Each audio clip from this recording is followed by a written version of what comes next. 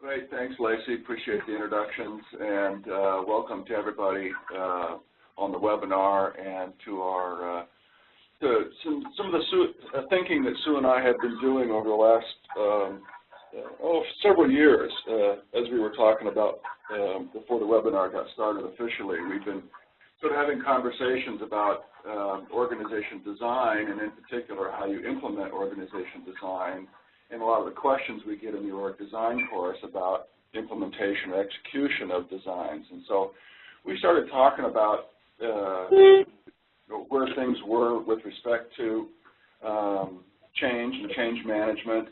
And, you know, in that conversation, we started asking ourselves, a question around, well, where is it, and what is going on with it today? And Sue just sort of, in reflecting on the whole thing, said, geez, you know what, I'm really afraid that change management is obsolete, that it really has gone the way of the dodo. And we started exploring why did we have that feeling? So what we want to do today is I'd like to spend, 2 or 3 slides kind of talking about at a high level why we think change management might be obsolete. And then Sue's going to sort of bring that down to the ground and talk about it in a concrete sense in terms of the kinds of changes and large-scale organization changes that we've been involved with and how people have been approaching them, and then talk about how that's just not fitting with the way things work today in the world that we live in.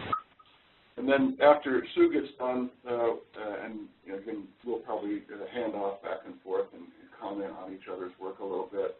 At the end, we want to at least, propose one way of maybe thinking about how we might look at change in a different way, based on a different set of assumptions, and hopefully engage you in a little conversation and reaction to the kinds of things we're thinking about.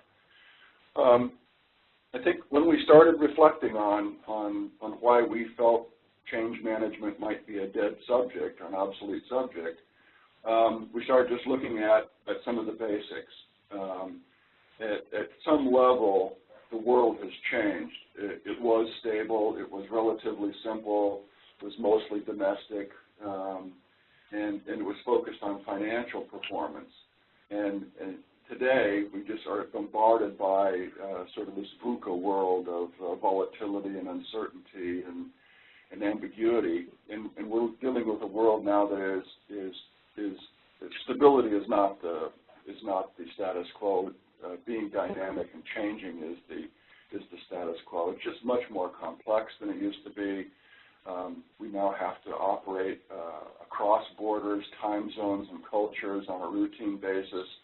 And we're asked now to focus on sustainability. We're asked to not only produce good financial results, but we're also asked to produce good social and ecological results, and to either integrate those outcomes or find ways to make trade-offs among those outcomes, and it contributes to the complexity of the world that we live in. In some ways, I don't think there's any surprise there. I think a lot of people talk about those differences. What surprised Sue and I, a much bigger surprise, was the extent to which all of the old models that have been created a long time ago are still the current practice. So whether it's the GE change acceleration model or Lewin's traditional model of unfreezing, changing, and refreezing, ADCAR, appreciative inquiries 4D, Cotter's extension of Lewin's model into his 8 steps, and I'm sure there's just a bunch of others out there around action research. There's a whole bunch of models that we use, apply, talk about, and hold up as best practice. And they're all rooted very much in the old world. And so we started asking ourselves, there's something wrong with the picture if we continue to hold up these models as best practice. And the assumptions of these models are rooted in the old way of the world. And if I kind of just sort of blow that out a little bit, all of these models implicitly or explicitly assume change will be over. They lead us to believe that if you follow the path, we'll institutionalize the change, we'll refreeze, we'll achieve a new and improved state, and so we'll achieve our destiny. All the models sort of leave you with the impression that there's an answer to the question, when will the change be over? And I think that's not the world that we're living in right now. I think all of the models include steps that are really oriented towards figuring out how to get people ready to do something that is unnatural. And instead of seeing change as something that's normal and natural in the world, we have to prepare everything, and we're concerned about resistance and what's the readiness for change, and how do we build support for this thing that we're about to do, because it's going to be unnatural and unhealthy and people are not going to like it, instead of saying maybe change is actually the way things actually do work. They all argue that the status quo is something that needs to get blown up, that whatever it is we're doing today is being disrupted, and therefore we have to engage in some kind of series of activities that again, rip what we're doing up by the roots and moving it on. But all of them sort of seem to suggest that in some way or another, and they all, if we can sort of step back and start asking, and because Sue and I have to admit, we're part of the problem. We've been researching and doing these kinds of things for a long number of years, and all of these models sort of collude with the people who are in charge and holding power in the organization, and we set up. We want to have change leadership, and who's going to step out front and help us move forward. And we keep looking for other people to take the lead and figure out the vision so that we can follow them and support them. All of these methods tend to be relatively linear and don't seem to address and accept the complexity and the chaos of the world that we live in.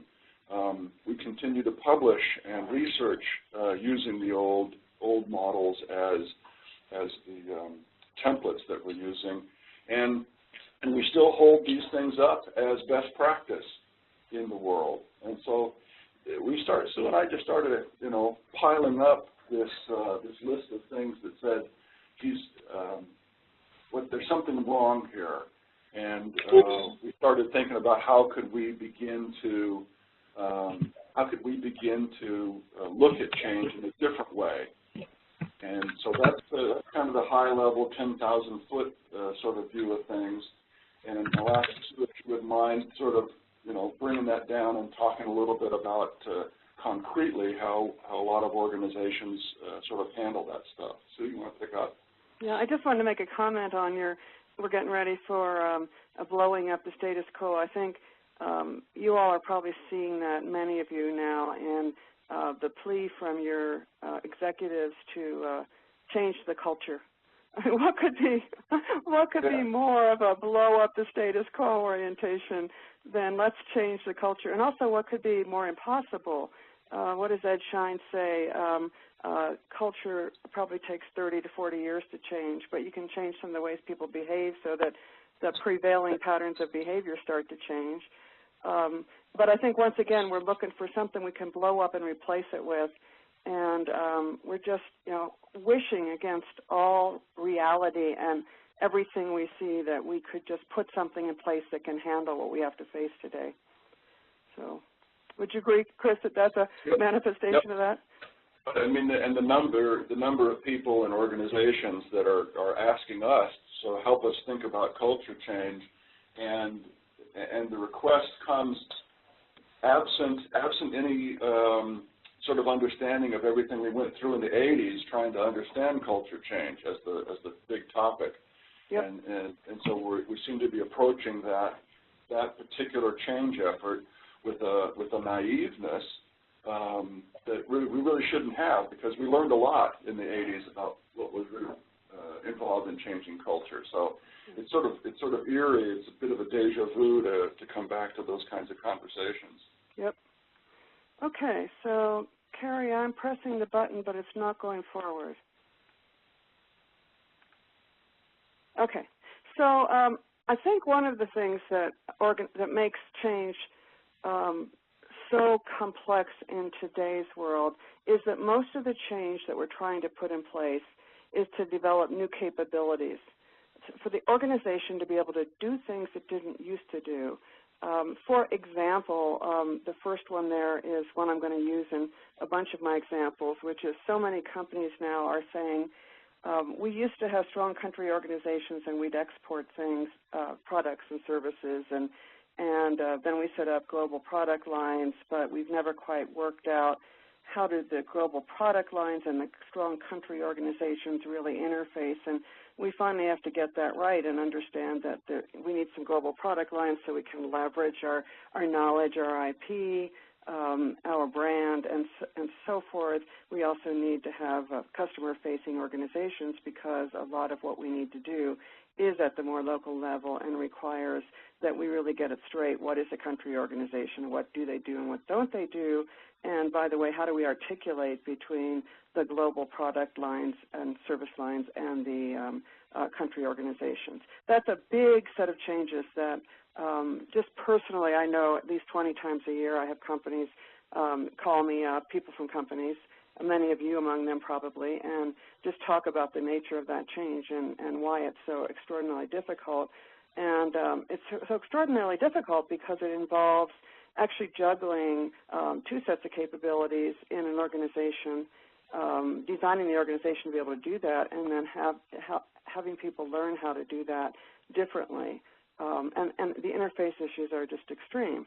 The second one is we see it all over the place in the Silicon Valley and elsewhere in the technology world, is the movement from being a PC-centered computing society to a mobility society and global economy, and the changes that are involved in really reorienting the company's business model, product line, sense of what the value is you deliver to customers, to handle the convergence that's occurring in all of this, as well as the change of mindset that's required to really have a mobility orientation. And Chris and I both seen just huge clashes between the status quo that focuses on the computer-oriented voice and data electronics communication world and the mobility world.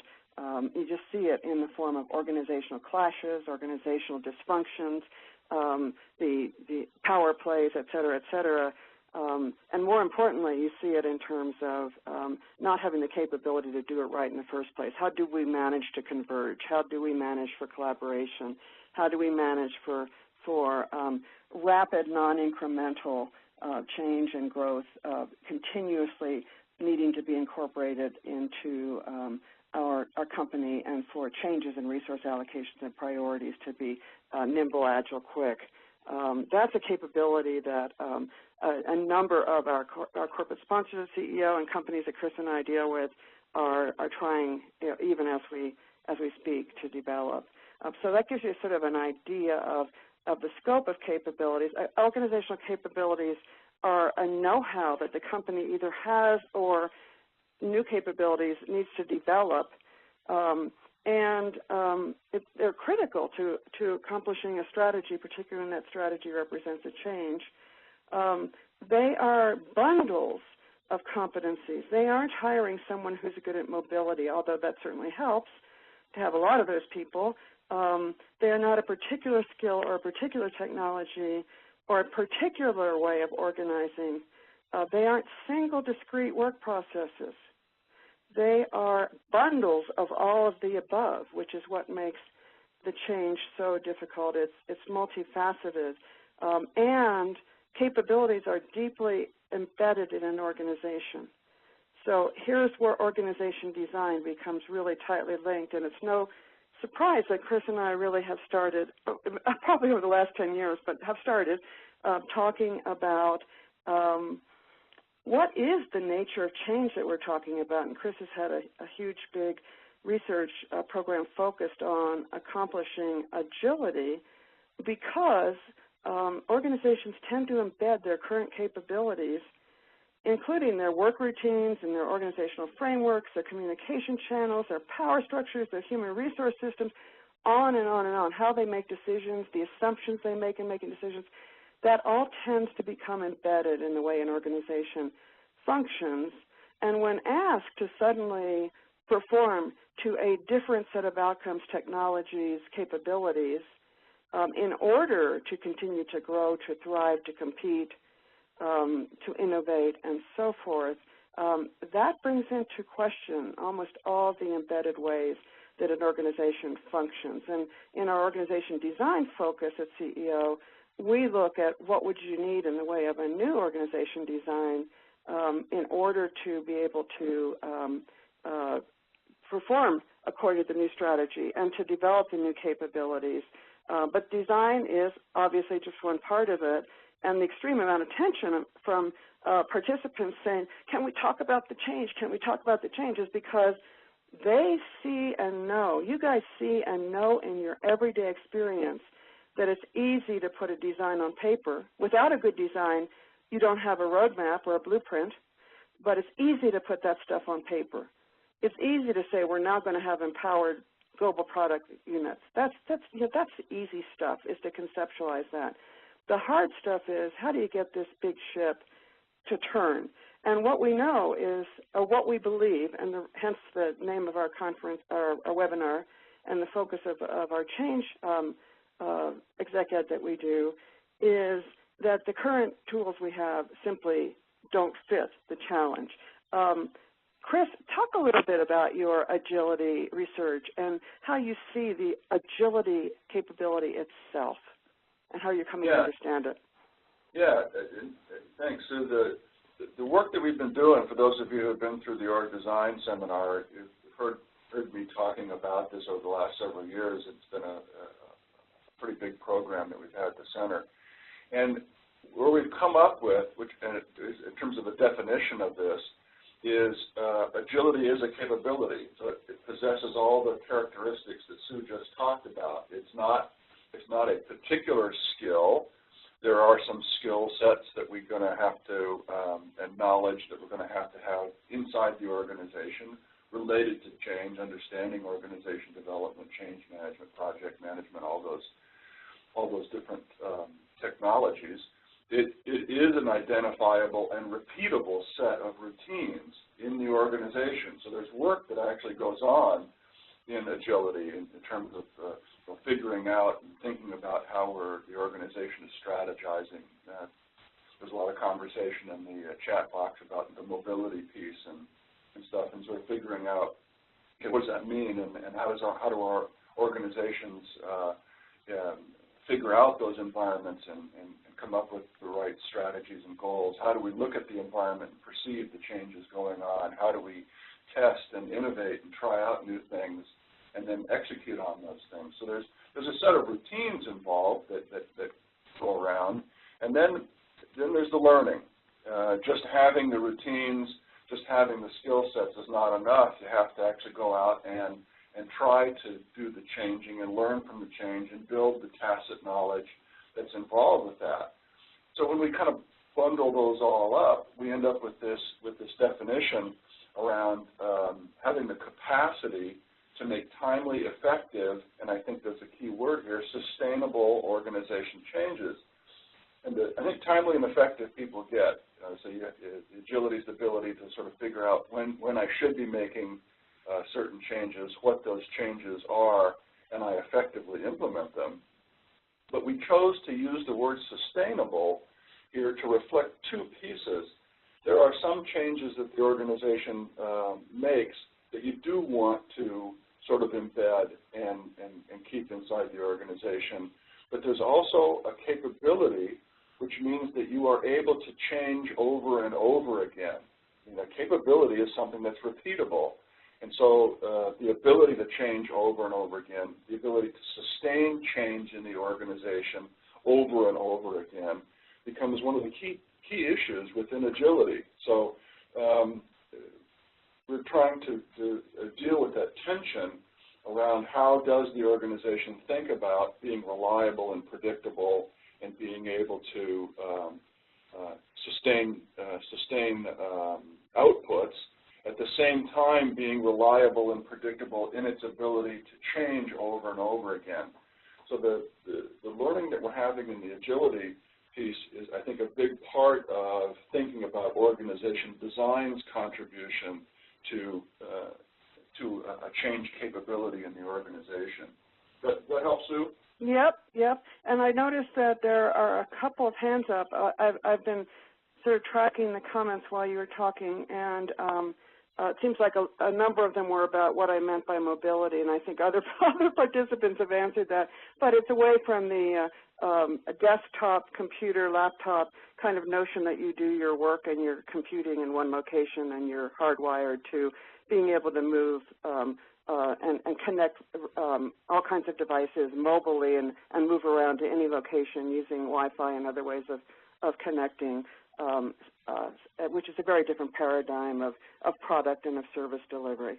And it's a convergence of voice and data and entertainment and all those kinds of things to wherever you are, whenever you want it, in whatever form you want it. So that's one thing. But a couple hands up. Carrie, you want to call on people? Yeah, we've got Usman unmuted. Yes, I was asking the question about Lewin talking in the long run of change after change after change. Was he not alluding to continuous change as a logistics curve? So the issue with Lewin and what he was talking about, he was obviously speaking from his point of view. If you look at his force field, he was looking at a set of changes and forces holding an organization in particular equilibrium, and understanding how those forces for change and resisting change were holding an organization in some state of equilibrium, under the assumption that it was some kind of equilibrium that was the key to effectiveness. He then says, if you want to change that, because of environmental change or anything else, you either have to increase the forces for change or decrease the resisting forces so that you get the movement in the existing organization's operations. You could easily extend his theory to talk about continuous change. I don't think that's the way most people look at it, though. I think most people, most organizations have tended to say, here's an opportunity for us to make a change, get people ready for the change, to move the organization, and then I think they pick up on the notion of refreezing the organization in some particular state and hoping that stability is what's going to generate positive performance gains, growth, profitability, and a belief that that stable state, which is actually what's going to drive performance. I think what we're trying to do with agility is begin to change that paradigm and talk about, can we understand change as the reason you're going to be more effective, and to think about how the ability to change from one set of capabilities to another, or adapting a set of capabilities, is the better way to think about how to achieve performance over the long run. Was there one other hand up, Carrie? No? Okay, we'll just move on then. Okay, so I think just to reiterate, but maybe to bring this down to ground, the contemporary approaches to managing fundamental change, and I use the word contemporary both with huge respect for how far we've come, and also with huge worry that we haven't come far enough. But the things that I see when I work with organizations or study them is that we rely extremely strongly on executive leadership and executive leadership roles. And, there's sort of this if executives don't support it, and if they're not there advocating it, and if they're not there making it happen, it's not going to happen kind of orientation. And in a minute I'll talk about why I think that's partial in our understanding of how change happens. Lot of focus on risk analysis and mitigation, and I think, again, change is risky. Developing a new capability is risky. Is it going to pay off, and what are you going to lose in the course of doing it, and are your key executives? I mean, you can go on and on and on and on, and how do we mitigate that? And I think that's really all very important, but to me, it is something that needs to be going on all the time around the direction of the organization, rather as this one-shot, let's do a risk analysis of this particular change. Has to do with the comment Chris had made about readiness and risk mitigation and so forth. I see a tremendous amount of attention on one-way communication, despite the fact that I think we have known for a very long time that one-way communication really doesn't work. I see in change projects people getting everything vetted by communications departments and getting the words just right, and then making sure the sponsor agrees with the words, and then vetting it with other sponsors, and then the communication goes out, and there's this stream of communication to people. And you look at the amount of time, and you say, this is not a very agile process that has just been set up to manage this change. Let's get at 80% right, and let's get it out, and let's get people in the organization thinking about it, and let's getting them thinking about their own role in it. And let's not worry. And lawyers, by the way, have a little to do with this, as you all know.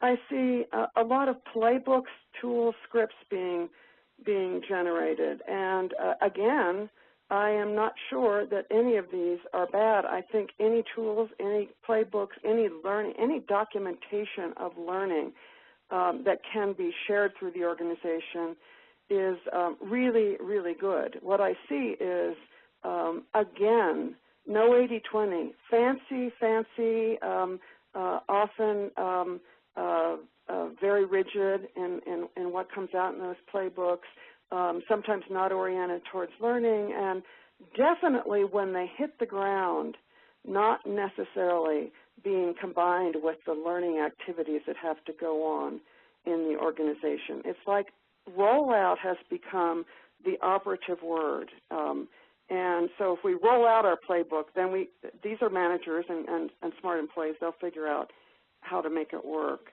I'm not sure that in complex change that requires a really different and new understanding of the organization that will work. We learned in the 1970s and 80s when we were trying to help organizations figure out how to create high-performing organizations that just having the blueprint doesn't change make. There's a lot of mind shift change, and it comes not from being told how to think in a playbook, not from being told what your role is. There's an inordinate amount of attention to clarifying roles before we roll out change, so we don't confuse people. Heaven forbid people get confused in this confusing world that we live in. And then finally, developing a transition structure with work streams, initiatives, Gantt charts, and plans, and I'm going to just picture that because, in fact, this picture was one of the ones that we generated based on our own research about what contributed to the ability to create complex organizations. And it also came from the years of trying to put in place complex IT systems in particular, but now has been generalized to other kind of complex rollouts. And I think it's, without a doubt, the blueprint, the generic blueprint for how to structure when you're going through a complex transition, having executive sponsorship leadership and connecting business leaders and change champions to a change management transition team that really thinks hard about what are all the different design and implementation processes that need to occur. How do they fit together? Who needs to put them together to do that? How do we make sure that there is a manageable kind of implementation, staging, and speed of all that?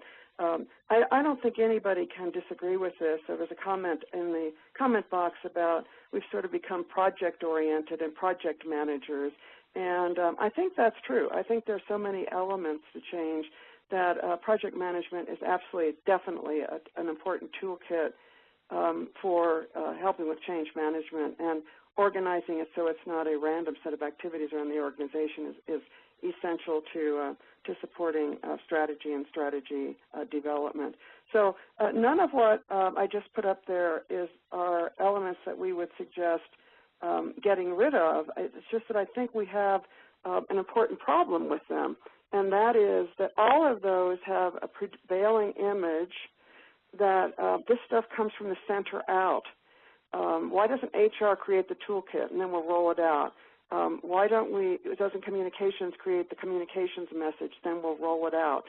And yes, there is a real import to getting some common tools and what we call artifacts, tools and processes and scripts and other kinds of elements of a complex change, planning processes, those kinds of things. There is a real importance to getting them to be somewhat common around the organization. But our studies and others show that if you want to accelerate change, that you have to get leadership learning and engagement and creation even, I should add to that chart, across and within the organization, that it can't all come from the center. It's far too slow. It's like all the work that was done in the 70s and 80s that showed that if you let all decisions rise to the top becomes the barrier to speed. Waiting for the perfect message is the barrier to speed and agility. Waiting for the perfect tool is the barrier to speed and agility. Having it all come from the center, we know that without executive support, change won't happen. What we also know is with executive support, it's darn hard to get change to happen. In fact, 80% of the time it doesn't happen. So why is that? The magnitude of the change is quite interesting. I took one of the big business units of one of the organizations. This is a packaged food organization that I work with, and I just scaled it up. And it had 30,000 employees, 4 global product lines within it, 5 regions, 4 global, I go on, 4 global support functions, 10 work teams, 10 cross-unit interfaces, 75 internal interfaces, for a total of over 500 units and teams that have to change to change the model to a front-back organization, to having product lines and customer-facing units, many more interfaces than that.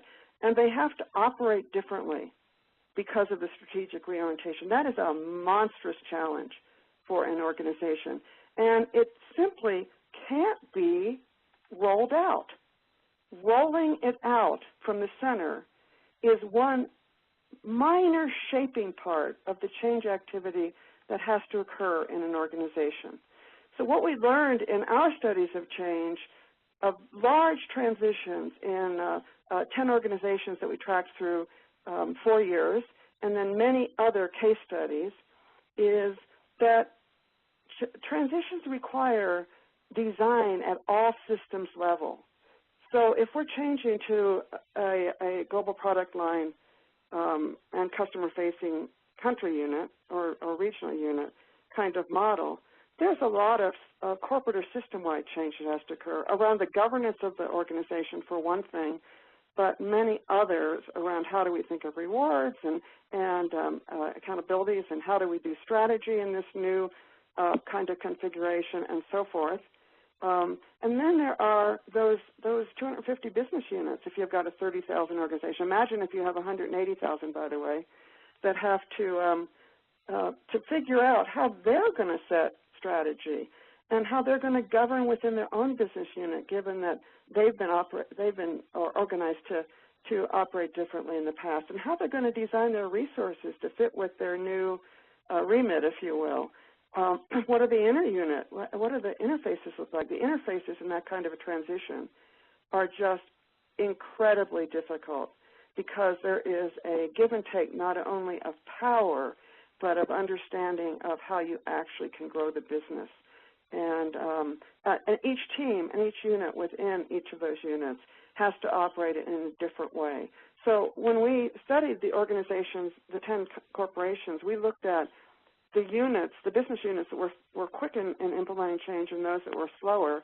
The quick ones almost always, well, I'd say always actually, we saw self-designing organizations. We saw a unit say, okay, kind of clap their hands and say, if this is the way it's going to be, we better figure out how to do it. And we saw the people who were involved in that getting involved in saying, no, that didn't work. We tried to prioritize that way. Let's try a different way, and let's assign our assignments a little different, and let's set up a connection here so we have a really rapid communication between us. We saw them actually redesigning their own work setting at almost all units in the organization. Similarly, we have learned that this kind of complex change takes learning at all the different levels. Not only design activities, but fundamental learning. And some of that can happen by the rollout. We do a training session, and we take our 250 top managers through it, and then we take our 500 top managers through it. But for the rest, we do a computer module so that they can learn without having to come together in a classroom. But we don't even worry about the operating teams because they'll figure it out. But if you actually think about the amount of support it would need to have externally generated learning activities for all those different interfaces, all those different units, there is really no way to support that. And so I think the argument that Chris would make with agility, and I would certainly make, is that we have to build into the core expectations of an organization and of our leaders and managers that making sure they have an effective unit and effective interfaces is absolutely a core part of the organization and they get developed the same way they get developed to understand products and marketing and so forth. They get developed to understand that. I think that would be our bottom line. So the prevailing belief is that complex change requires strong, inspirational executive leadership. I don't deny that helps. I think it is extremely important. And in fact, I almost believe that if you don't have strong executive leadership, you can't pull off this kind of a change, nor can you be agile. However, I think the success of the change depends on whether people throughout the organization are able to learn and change in the way they behave and operate. That's our research, that's our cases, that fits with the nature of the world that Chris has described and the nature of being agile. There's self-designing, there's co-creation. This is a really important one because we're often foisting a new world on people that doesn't fit with their value system. They don't know why they're important in it. They don't know what it means for them personally. And if they don't have any chance of helping shape it, the chance of really getting them on board is quite slim. The testing and learning of constantly trying out new things with groups that would get together and share across the country. An insurance company in our system was working towards the delivery of more value to their customers who were agents who were distributing their products ultimately. And at that time, nobody really knew what that was, and so they set up a really, really rich network of people in all of their offices, and they actually put into their reward system the number of times they put successful approaches up on the sharing board and the number of times that they contributed to sharing and discussion across the organization. And that group of agents, those offices were the most accelerated in actually putting the change in place and making really radically large changes in their market share.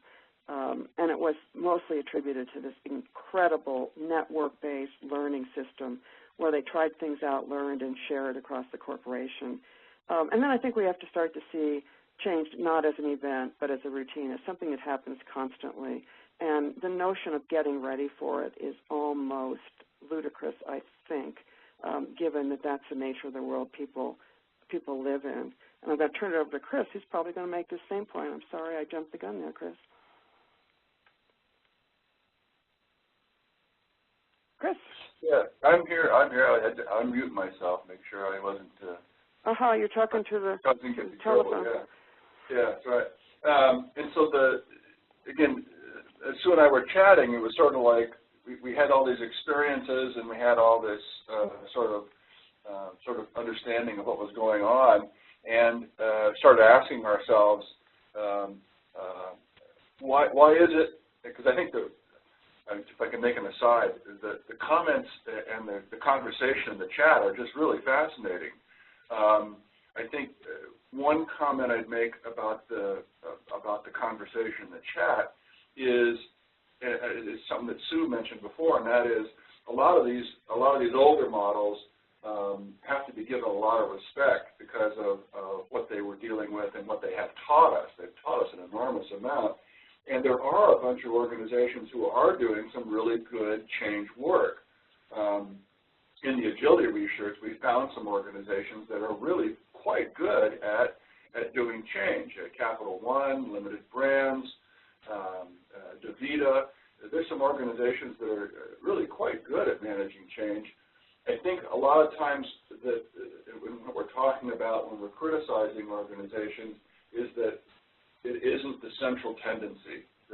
Most organizations, and I think if we called the question to the group in the chat, how many of you are in organizations that are sort of looking at change in a more traditional way, are worried about how are we going to refreeze things and bring change to an end so that we can get on with the work of making money.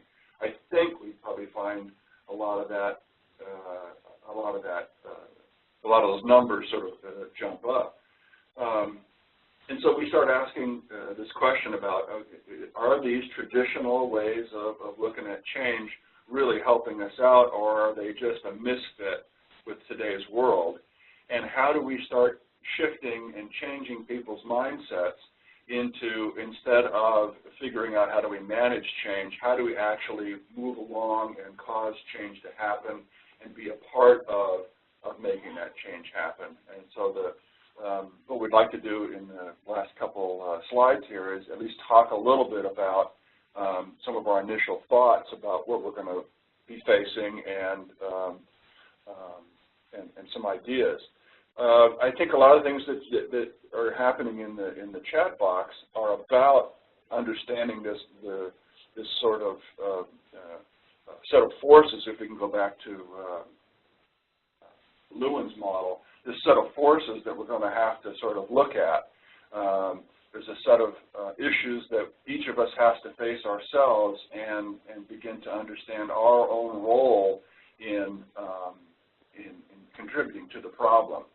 Some of us are comfortable and uncomfortable with conflict, and so sometimes we'll stay in our own comfort zones in order to not rock the boat or just to get along instead of challenging the status quo.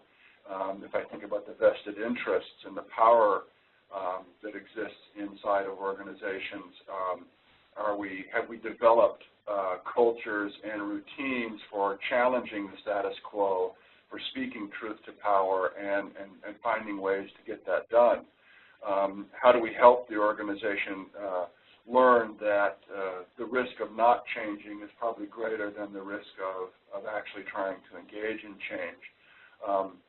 I think there were some comments in the chat about how do we get senior managers to sort of be a little more open and setting real expectations as opposed to unreal expectations about the return on change. How much of us fall into patterns of behavior that we're comfortable with based on history and experience. And so I think there's a whole set of things that we're going to have to deal with. It comes right straight out of traditional change management, but we have to sort of recognize those forces and deal with them in some way. And then when Sue and I started playing with this idea, because we absolutely wanted to at least end the webinar and not just throw rocks at the existing set of practices and processes and models that are out there, but at least maybe make a first shot at throwing some ideas out and ways of thinking about how change might happen in a dynamic and agile sort of set of assumptions in the world. And it seems like I may have, was there a slide that yeah, I did. I skipped a slide. The model that I'm going to show you is sort of based on replacing a set of assumptions. So instead of thinking about change as an event that'll be over, let's think about change as a routine that's going to be repeated over and over again. Instead of thinking about change as coming a top-down issue, let's think about change from a network point of view. Instead of planning and PERT charts and getting everything right and vetting all the communications, let's think about change as a conversation. let's start thinking about, instead of assessing things and evaluating things, let's start talking about learning. And so there was a set of assumptions that we tried to pull out of existing models and say, what if we replace those with a different set of assumptions? What might a different way of looking at change look like? And this is our kind of our first shot at playing around with it.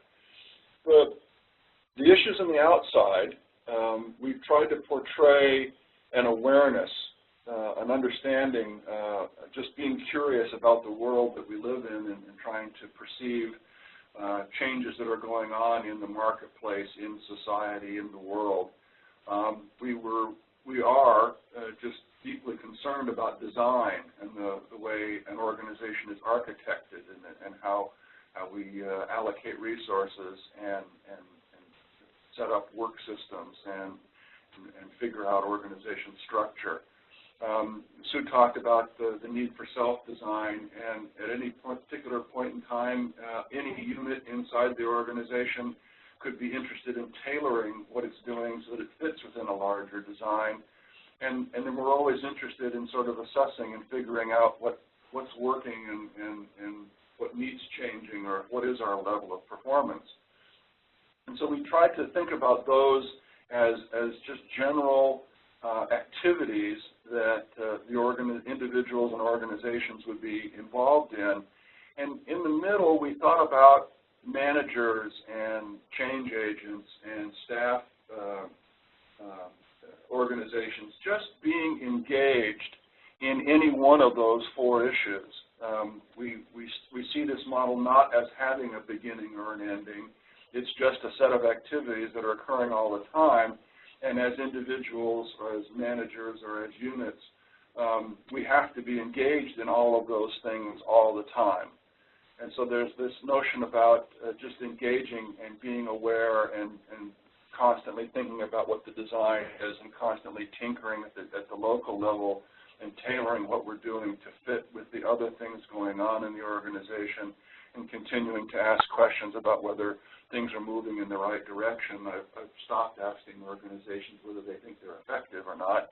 I want to know if you're headed in the right direction and do things differently. And with that notion, right, because we see change and change activity in the organization embedded. It's not a staff function. It's not the OD group's responsibility. It's everybody's responsibility to be engaged in all of these things. And we wanted to think about ways in which we could shift then from an engagement way of being, in other words, you're always sort of involved in understanding these four things, and then as the organization engages in these four activities, there has to be some sort of learning. I think as Sue was talking, one of the things I hope you picked up on was the notion that we just see the organization needing to learn, to continue to capture what it knows, capture what it doesn't know, bring that information forward through assessment, awareness, and design, and just keep learning more and more about how the organization has engaged, how it has designed and performed, and then continuing to act in these four ways to continue to move the organization forward over time. We think this is very consistent with the Agile view of organizations. It tries to look at the organization as a stream of activity, never changing, always moving forward, understanding what needs to be designed and asked to be predictable, and then what things need to be moving and changing and innovating all the time. So we tried to portray, a change in a different way with a different set of assumptions, and this was sort of our first shot at trying to pull those ideas together into a picture that we could talk about and sort of play with and to understand the sort of this phenomena that we're trying to help organizations deal with as they move through time and space. So I think at this point we were just hoping, and like I said, I keep watching the chat thing, and it's just going on and on. There's there's two things happening here. One, Sue and I are talking, and then there's a whole bunch of conversation going on in the chat room. I think the second is more interesting. I wonder which one is more interesting. Yeah. Yeah, yeah. In fact, I'm hoping that we can capture this and even make it available to people, because it's a fascinating exchange that's going on about all of this. Absolutely. It's yeah, quite the yeah. stream. And so let me stop there and just, I don't know if anybody wants to ask a question or whether they want to continue the stream of consciousness that's going on over in the chat room, but at least I think we should open it up and see if anybody wants to ask a question. Yeah. Let me comment on one of the themes that's going through it. Periodically there will be comments like, aren't there some changes, I think Bob Avadia, you entered this one, that you really do need to plan for and get ready for. And you used mergers and acquisitions as an example of that. In a different stream of this work that also converges into our workshop, Chris and I had a webinar where we talked about change as a set of routines. And if you look at a company like Cisco, I can't remember, I just read an article that they, I don't know, 37 acquisitions in the last 3 months or something. You know, acquisitions and mergers, they're small, but doing them has become a routine. Absolutely, it's change. It's changing what's in the company, what's out of the company, but they've got the ability to do that, and it's built in routinely into their organization. Someone else mentioned, shouldn't we provide pretty simple change models to our managers because they're going to be continually introducing change into their units? Absolutely, we need to do that, and that is another form of routine that you need. Chris mentioned Capital One, and that was, I think, one of their big breakthroughs in being able to do a lot of change very rapidly, was building routines into the knowledge set of managers. That really argues for managers all over the organization having those tools and capabilities, rather than seeing this as a very large top-down strategic change that's being managed from the center. So I think everything that we said, I think, supports the notion of all the different tools that we've talked about.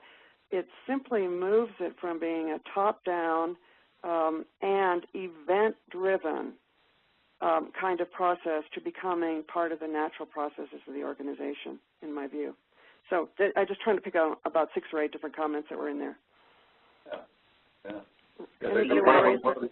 One of the questions was, can you answer some of the questions in the chat? And they're sort of coming so fast. They're coming so fast and furious, it's hard to sort of pick one out. And yeah, why are we surprised that the chat is more interesting? I love the comment, John. Absolutely. Yeah, but fortunately, people are answering each other's questions too, and having a dialogue around it. Exactly. Yeah, and there's another thing that that a number of you have done, which is direct each other and us to literature that's out there and frameworks that are out there. I'm feeling a bit relieved that most of them I'm aware of and actually own the book or whatever. But I think the state is that thoughtful change management, OE people, have heard nothing new on this call. But if you look at really what organizations are allowing or set up to foster in the way of change management, and if you look at the prevailing models that we see, which are towards much more of this, let's develop this capability, let's develop this really careful management process with the 5 vettings of every communication, that really seems to be becoming stronger and stronger at the same time that I think every change management or design conference I go to, people are talking the language that Chris and I are actually advocating on this conference. So I think there is obviously a disconnect between what we know and what we're able to do, and that really is our challenge. And I think partly it relates to all these different groups that have a spoon in the soup, not getting together and really saying, what kind of organization do we really need to promote to be agile? What are your thoughts about that, Chris? Hey, Sue, I'm going to just jump in there for 1 second. So we're at about 10 o'clock. Should we go on for about another 5 or 7 minutes? And just wanted to let the audience know so they had an idea what we're doing. What are your thoughts? I'm available. Are you, Chris? for another 10 no minutes or problem. so? And if you can't stay, thank you for joining us. We very much appreciate it. And if you can stay, let's continue the conversation. I think we started out by saying Chris and I are having conversations about this, and we'd love to expand it. Great. Thanks a lot, Sue. Thank you, Lacey. I wanted to pick up on your point there, Sue, and it comes back to sort of understanding hierarchy and how powerful hierarchy and the concept of hierarchy is, and how embedded that idea is in the way we think about things. I think the OD community, the change management community, has been talking for a long time about adopting principles of chaos, organizations adopting interventions like large group interventions that are based on complexity theory and chaos theory. And so we've had a lot of good ideas, we've brought a lot of good interventions forward, and yet we have to recognize that we are dealing with, most organizations are hierarchically organized, and they do have characteristics of bureaucracy, which view all those notions of chaos and complexity with a very wary eye. And so the notion of finding ways to convince and find, to use the term loosely, find clients that are interested in trying some things out and getting some successes inside the organization so that we can demonstrate, get good wins, get solid wins inside the organization so that those successful changes achieved in new ways that are delivering on the results, I think are one of the ways to go. I know that in our seminar in October, we're inviting two organizations, the GAP and Allstate, to come in and talk about those exact things and how they've been successful at applying some of these different ways of managing change and getting successes in the organization and then expanding from those initial successes out to the larger organization. But I think it's a really good point about, geez, there's a lot of people talking about this stuff. We're still learning how to diffuse it inside of these classically structured organizations. Yeah. Carrie, is there a hand or two up? Yeah, you do have a couple of hands up. Let's start with Jonathan Smith. Hi, can you hear me? Yes. Yes. Hi, Jonathan. Yeah.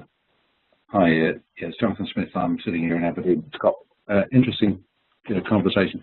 My question is, what examples do you have of reconciling the need to acknowledge change as organic and emergent with the need to be predictable in outcomes? And you broke up just a little. Examples of companies or examples of ways to do this? Well, in your research, maybe you've seen companies or ways where they've been able both to acknowledge change as an organic and emergent thing, and they've been able to address the needs of their bosses, their markets, or whatever, their needs to be predictable. Mm-hmm. Well, I would give one that is an organization that I have studied now for several years, and it's right in the middle of, in the U.S., this huge, big change in healthcare, and ironically, asking healthcare for the first time in history to think about cost to the society and to the consumer. And this is the Cleveland Clinic, and I'd love to give this example because they know they have huge changes to make, and at the corporate level, they've done a lot of reconceptualizing about how we use resources, how we organize to use resources, how we organize to really deliver care in an integrated, coordinated way, and they've put the macro kind of context in place, but they work through a tremendous number of loose networks in the organization which get together to foster one of the directions. Let's say it's a sustainability direction, or let's say it's a prevention direction. And the networks exist almost primarily for organic changes to emerge in the different parts of the organization, to be shared, to be discussed, to lead to, if it would help, an articulation of the support tools and the processes and the IT systems and stuff that might support that direction. And then the networks even are formulating policy, practice, and goals for the Cleveland Clinic in some areas.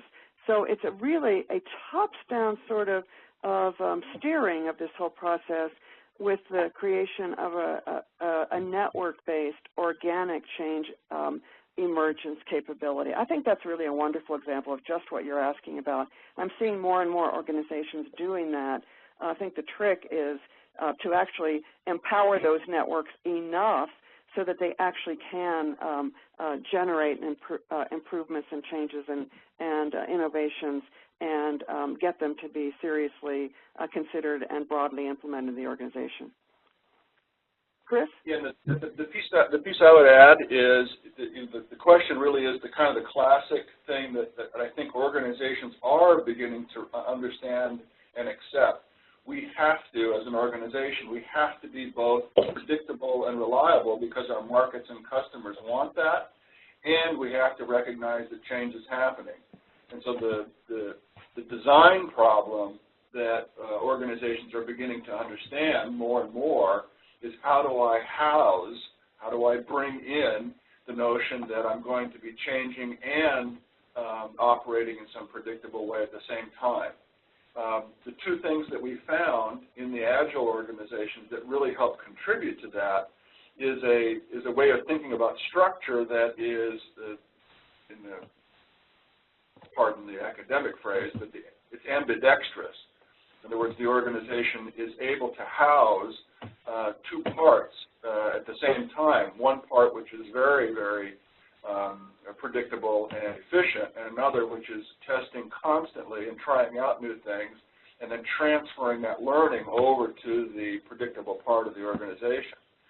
And one of the things that we found that really helps that transition is finding ways to get as many people in touch with the external environment or even the internal environment of the organization. In other words, how many people in the organization are in contact with a customer or some part of the environment so they can understand both of those issues. They understand both how I have to deliver today in a reliable way to build legitimacy and predictability so that the people know we can be counted on, and to understand that those same people are going to be asking us to change and adapt. So the more people are in touch with that environment and hear both of those messages, the more they can begin to incorporate inside the organization this dual focus of being efficient and creative at the same time. Yeah. Another Great, hand, thanks. Terry? Thanks for the comment, Jonathan. So let's go to Carol Turner. Hi, Carol. Hi, can you hear me? Mm-hmm. Yep. Oh, good. Hi, Chris, and hi, Sue. Carol Turner, and right now I'm working on a large change project in IT that involves thousands of people, and have been working on this for about a year. But I see this happening where the hierarchy is in place, and we're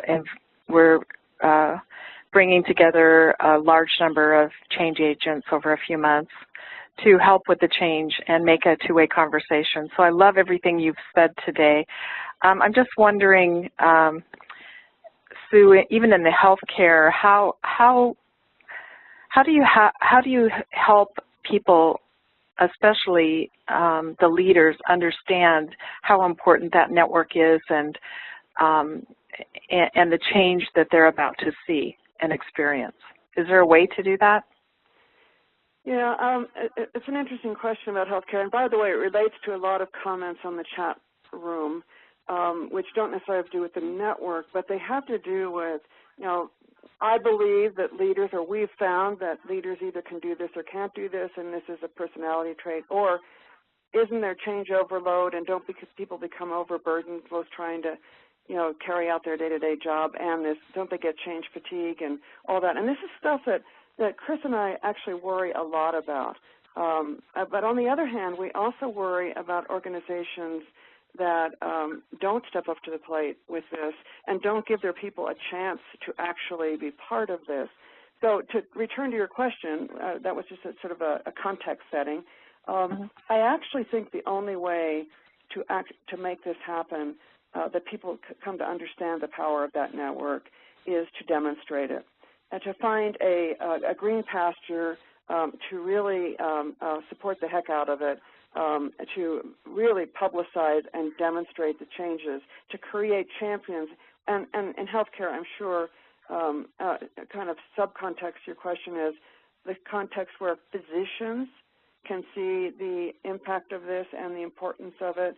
In some systems, of course, it's administrators who are being held with their toes to the fire for being more and more efficient. But I think in healthcare, if physicians can start to understand the true power of this network, that it starts to actually disseminate, particularly now that we're getting larger and larger medical groups that can hold up examples, that can build the ability to increase outcomes and innovate into the reward structure of physicians and so forth. I think it's the demonstration, and it has to be demonstration with outcomes that matter to the people that you're trying to persuade to change. So those two things, I think, are really, really critical. So, you know, it's a horse and a cart. But I find that in most systems, if you search around, there are people eager to start to make these changes. And in the healthcare systems I've worked with and studied primarily, it's often the young physicians, maybe 10 years into their career, who say, we're not having nearly the impact I thought I was signing up for. We got to start doing this different. They become champions. And if you can find a couple of really good examples and then hold out the opportunity to other people, I think you start getting almost a viral phenomenon. Yeah, I've actually thought about, you know, what would change, what would organization change look like if we used the flash mob, you know, sort of phenomenon, right?